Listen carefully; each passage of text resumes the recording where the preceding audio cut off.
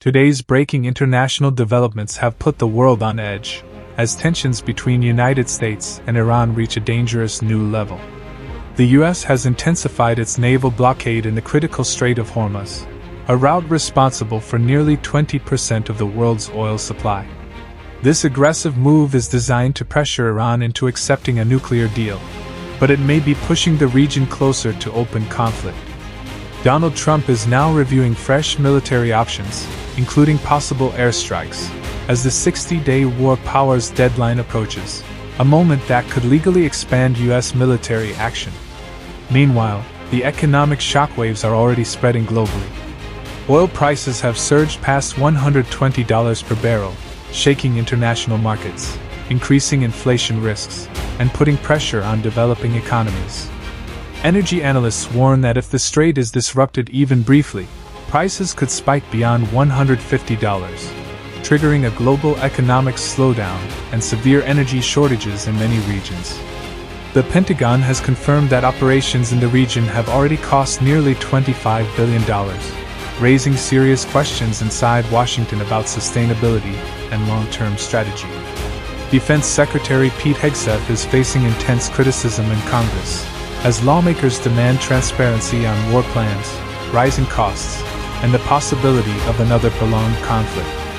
At the same time, Iran's supreme leader has issued direct threats, warning that any U.S. aggression will be met with a decisive response, increasing fears of retaliation across the Middle East, including risks to U.S. bases and allied nations in the region.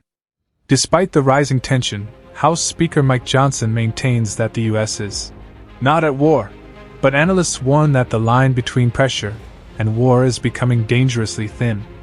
Trump has rejected Iran's latest proposals, making his stance clear.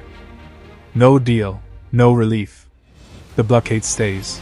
Global intelligence reports suggest increased military movement across key Middle Eastern zones, raising fears that the conflict could expand beyond a limited standoff. Warships, air defense systems, and surveillance operations are all being intensified, signaling preparation, not de-escalation. At the same time, global markets are reacting with caution, not panic. While earlier reports suggested oil surging to extreme highs, current data indicates that Brent crude has not consistently remained in the $120 to $126 range.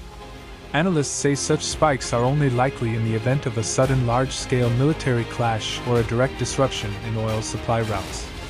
Similarly, gasoline prices in the United States are not uniformly at crisis levels like $4.30 per gallon nationwide.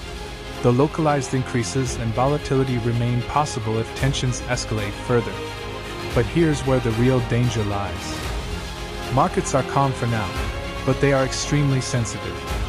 One missile strike, one naval confrontation, or even a miscalculation in the Strait of Hormuz could instantly trigger a chain reaction, sending oil prices soaring, crashing stock markets, and dragging multiple nations into conflict. Global powers are now quietly stepping in behind the scenes, attempting back-channel diplomacy to prevent escalation. However, public statements remain aggressive, and neither side appears willing to step back first. Military analysts warn that modern conflicts don't always begin with formal declarations, they start with incidents. And right now, the region is full of flashpoints. The world is entering a critical phase, where diplomacy, economics, and military power are all colliding at once. Because if this standoff turns into a direct confrontation, it won't just be a regional crisis,